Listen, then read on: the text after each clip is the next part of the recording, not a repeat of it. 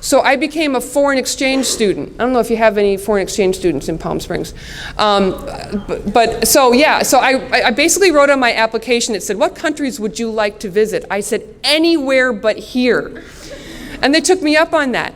A few weeks after my junior year of high school ended, I was 16 years old. I was on an airplane headed to Denmark, which is this tiny little country filled with tall blonde people and pigs.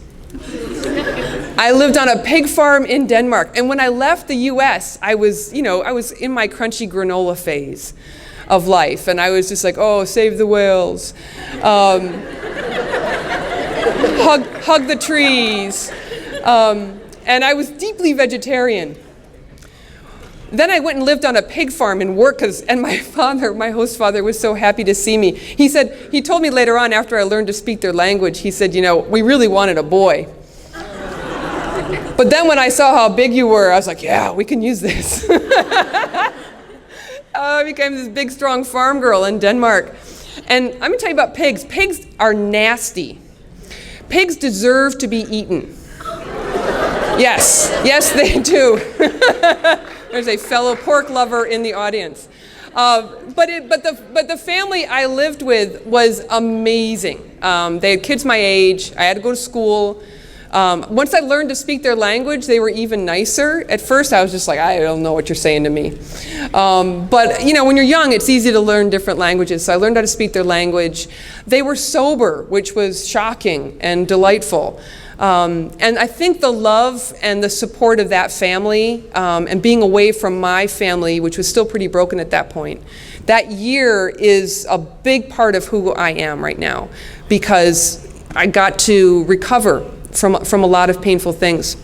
I'm still in touch with that family, and I still eat pork with glee. I really like it. It's very yummy. But I do love whales. I wouldn't eat whale.